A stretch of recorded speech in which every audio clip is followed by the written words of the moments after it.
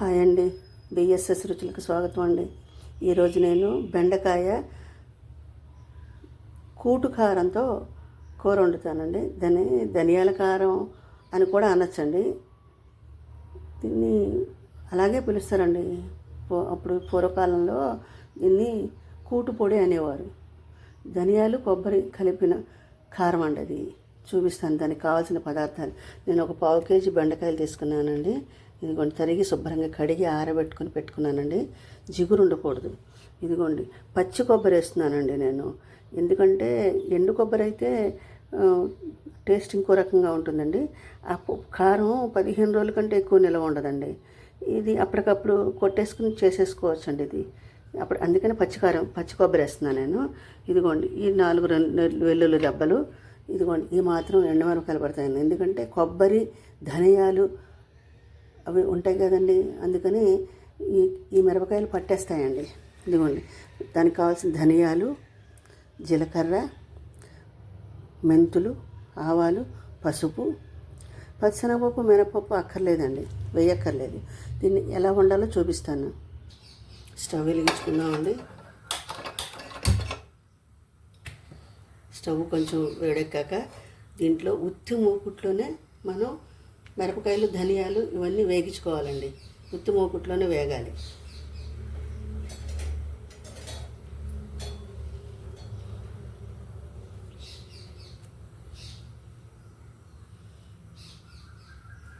ముందు ధనియాలు వేసుకుందామండి. సిమ్లో పెట్టి వేగించుకోవాలండి.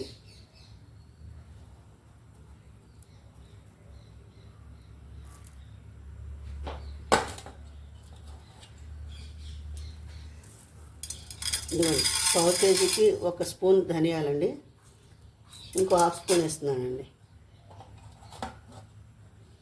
ఇవి కొంచెం వేగాక మిరపకాయలు వేస్తానండి. ఈ కారం ఎక్కువ నిల్వ ఉండదండి, అందుకని ఎప్పటికప్పుడు కొట్టి వేసుకోవాలి. ఇది కొంచెం ఓపికగా చేసుకోవాలండి. ఓపికగా చేసుకోవాలి. మిరపకాయలు వేస్తున్నానండి.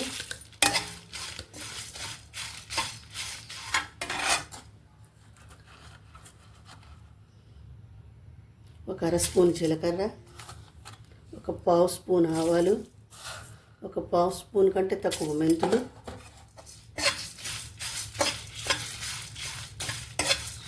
ఇవన్నీ వేగాక కొబ్బరి వేసి ఒకసారి వేగిద్దామండి. లాస్ట్లో కొబ్బరి కూడా ఒక రవ్వ వేగిందనుకోండి బాగుంటుందండి. ఎందుకంటే ఇది బెండకాయలు ఫ్రై అయిపోయిన తర్వాత వేస్తాం కదండి కారం. అందుకని ఒక్కసారి కొబ్బరి కూడా మనం వేగించుకున్నాం అనుకోండి, ఇంకా పచ్చివాసన అలా ఏం ఉండవండి. అసలు అలాంటి ఫీలింగ్స్ ఏమి ఉండవు. దీంట్లో కొత్తిమీర, కరివేపాకులు ఏం వేయక్కర్లేదండి. దీంట్లోనే బెండకాయ, టమాటా వేసి కూటు పెడతారండి. ఇప్పుడే వేస్తారు. దాంట్లో టమాటా కూటు పెడతారు, బెండకాయ కూటు పెడతారు, వంకాయ కూటు పెడతారు. బాగుంటుందండి. అవి పూర్వకాలపు వంటలండి ఇవన్నీను. ఇప్పుడు ఎవరు చేసుకుంటున్నారు, ఎవరు తింటున్నారండి. చక్కగా వేగాలండి.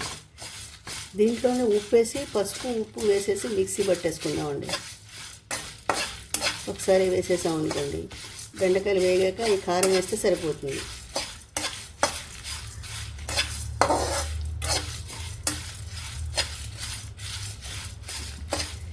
ఈ కారం నిల్వ ఉంటే టేస్ట్, ఎందుకంటే కొబ్బరి వేస్తాం కదండి, ఎండు కొబ్బరి వేస్తారు. దాంట్లో 15 రోజులు నిల్వ ఉండాలంటే ఎండు కొబ్బరి వేసుకోవాలండి. ఎండు కొబ్బరి తీపిదనం ఉండదండి ఆ కొబ్బరిలో. ఏదైనా టేస్ట్ వేరుగా ఉంటుంది. పూర్వకాలం అలా చేసేవాళ్ళు, మరి ఎలా తినేవాళ్ళు కానీ వాళ్ళు తినేవాళ్ళండి. వాళ్ళు అసలు ఎంత ఆరోగ్యకరమైన తిండి తినేవారంటే వాళ్ళకున్న ఓపిక మనకి లేదండి. ఇవి వేగిపోయినాయండి. కొంచెం 4 వెల్లుల్లి రెబ్బలు వేస్తున్నానండి. 4 వెల్లుల్లి రెబ్బలు వేసాను. కాస్త ఇంగు వేస్తానండి. దీంట్లో ఒక 1/2 చెంచా ఇంగు వేయాలి. ఇంగువే రుచండి. ఇంగు లేదే అసలు కూర వండడం కుదరదండి మాకు.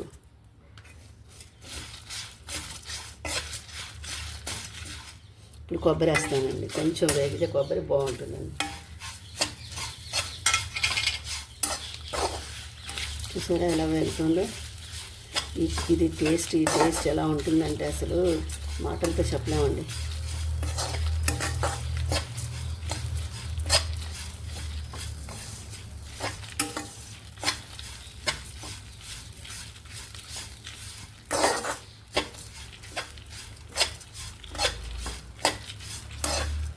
చాలండి, కొబ్బరి ఎక్కువ వేగక్కర్లేదండి.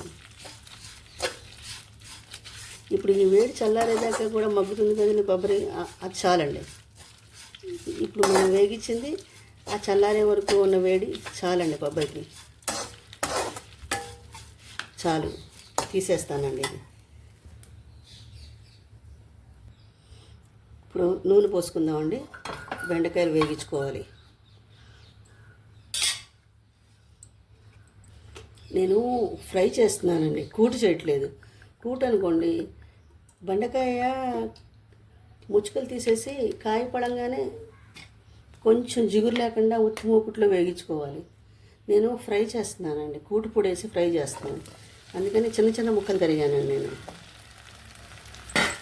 నేను చిన్న ముక్కలు తరిగాను. ఎక్కువ నూనె పట్టక్కర్లేదండి, ఎక్కువ అక్కర్లేదు నూనె దీంట్లో. నేను శుభ్రంగా కడిగి ఆరబెట్టి ముక్కలు కోసి ఇంకో అరగంట ఆరబెట్టానండి. అందుకని జిగురు రాదండి, కూర జిగురు రాదు అసలు. పసుపు కొబ్బరిలోనే వేసానండి. చూసారా మూకుడు కంటుకుంది ఇదిగా.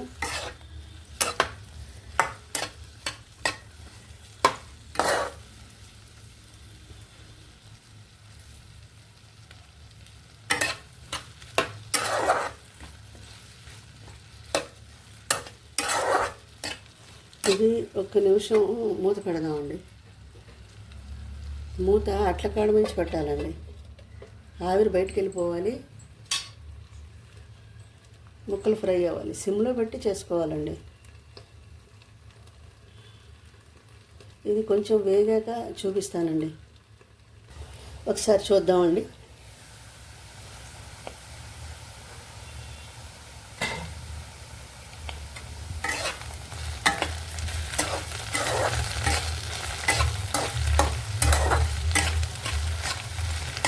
బెండకాయలు కాయలుగానే ఇనప కాళ్ళు ఉండేవండి పూర్వకాలం. ఇనప కాళ్ళకి గుచ్చి పిడకల పొయ్యి మీద కానీ కుంపట్లో కానీ కాల్చి, టమాటాలు పచ్చిమిరపకాయలు కూడా కాల్చి కూటు పెట్టేవారండి. ఇప్పుడు మనం వేగించుకున్న పొడితో కూటు పెట్టేవాళ్ళు.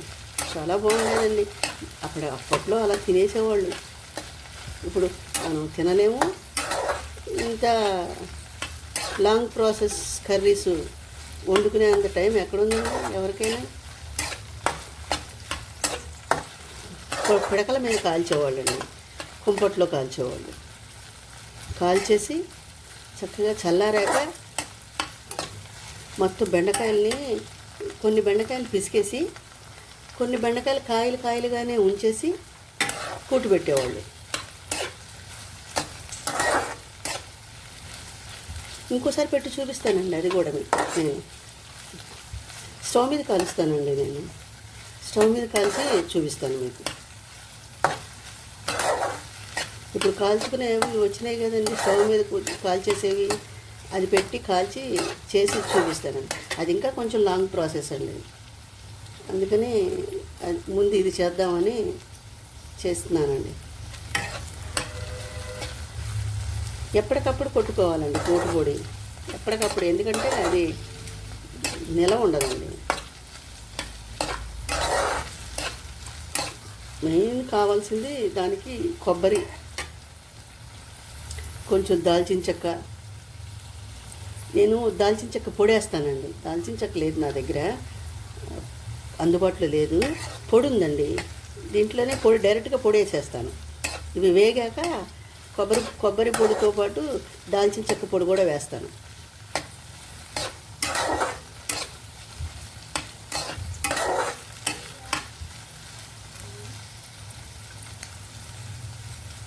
ఇంకా కొంచెం వేగాలండి బెండకాయలు. కుంపట్లో పిడకల మీద భలే ఉండేవండి కూరలు. అసలు వంటలు మేము చిన్నప్పుడు స్కూల్కి క్యారేజీలు తీసుకెళ్ళే వాళ్ళం కదా. అప్పుడు స్కూల్ దగ్గరలో ఉంటే మధ్యాహ్నం ఇంటికి వచ్చి భోజనం చేసి మళ్ళీ వెళ్ళేవాళ్ళం. ఆ రోజులు వేరండి, ఆ రోజులు వేరు.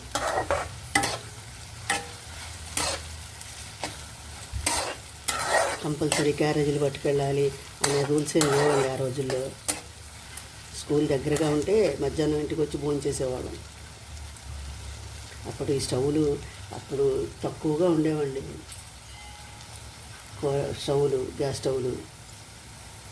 ఇప్పుడంటే అందరికీ గ్యాస్ స్టవ్లు వచ్చేసినాయి, కానీ అప్పుడు అందరిళ్లలోనూ ఉండేవి కాదండి. మొన్న 3 వంతులు వంట పొయ్యి మీద కుంపట్లోనూ చేసేవారు. ఇంత వాడాలని గ్యాస్ స్టవ్లు ఇంత వాడకం అని అప్పట్లో వాళ్ళకి తెలియదండి. స్టవ్ కుంపట్లలోనూ అక్కడ చేసేవారు.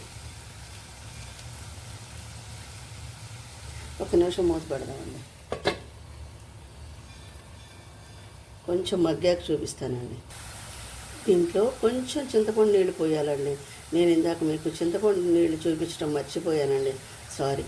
ఎక్కువ అక్కర్లేదండి, కొంచెం ఒక చిన్న ఉట్టే అంతే, కొంచెం పోయాలండి, ఎక్కువ అక్కర్లేదు. మనం పెట్టేది పులుసు కాదు కదండి, ఫ్రై. కొంచెం పోయాలి చింతపండు నీళ్ళు.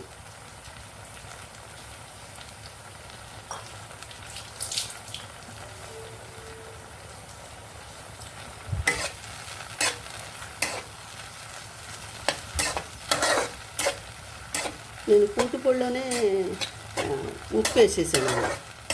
ఇంక ఇప్పుడు మన బెండకాయలు ఉప్పు వేసుకోక్కర్లేదు, పసుపు కూడా వేసేసాను నేను. అన్నం అంతా దీంతో తినేసేయచ్చండి. అయినా కూడా నేను పక్కన టమోటా పప్పు పెట్టానండి, టమాటా పప్పు పెట్టాను పక్కన.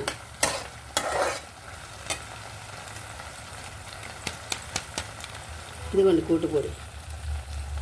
కొంచెం నిలవ ఉంచట్లేదు కదండి నేను, కొంచెం టేస్ట్గా ఉంటుందని కొబ్బరి ఎక్కువ వేసానండి, గ్రేవీ ఎక్కువగా ఉంటుందని.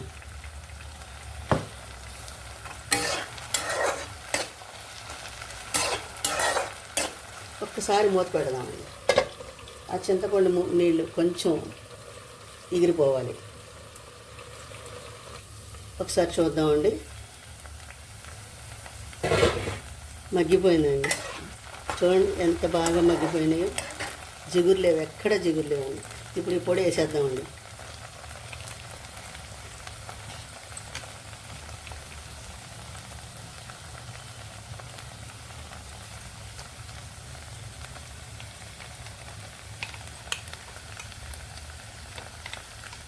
ఇదంతా పట్టేస్తుందండి పొడి అంతా. ఈ పొడే రుచి అండి కూరకి, ఈ పొడే రుచి.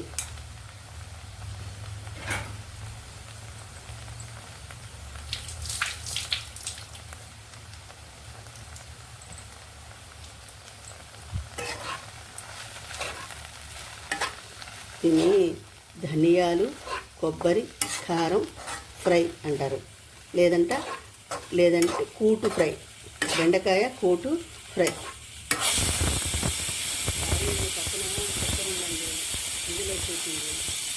ఇప్పుడు దీంట్లో దాల్చిన చెక్క పొడి వేసుకోవాలండి. ఇదిగోండి దాల్చిన చెక్క పొడి. నేను కొంచెం మూకుట్లో వేగించి ఫ్రై చేసి పెట్టుకుంటానండి. ఫ్రై చేసి మిక్సీలో వేసేసి పొడి పెట్టుకుంటాను. ఇదిగోండి ఇది వేస్తే చాలు, ఒక చిన్న చెంచాతో ఒక హాఫ్ చెంచా అంతే. ఇంతేనండి కర్రీ.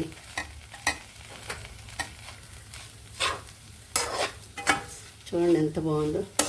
ఆల్రెడీ కారం వేగిపోయే ఉంది కాబట్టి మిరపకాయలు అవన్నీ ఇంక దీన్ని ప్రత్యేకంగా వేపే అవసరం లేదండి. ఎక్కడ జిగురు లేదు, చూసారా ఎంత బాగుందో కూర. చేసుకునే విధంగా చేసుకుంటే బెండకాయ జిగురు రాదండి, చేసుకునే విధంగా చేసుకోవాలి. కొంచెం సమయం పడుతుంది, ఓపికగా చేసుకోవాలండి, ఓపికగా చేసుకోవాలి. సమయం పడుతుంది కొంచెం ఈ కర్రీసు. ఇది ఫ్రిడ్జ్లో పెట్టుకుంటే 4 రోజులు ఉంటుందండి. ఇది 4 రోజులు ఉంటుంది ఫ్రిడ్జ్లో పెట్టుకుంటే.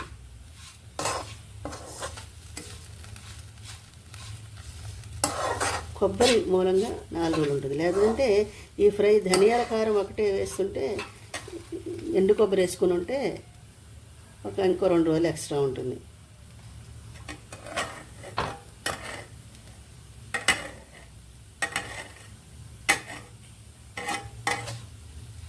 ఎంత బాగుందో చూసారా?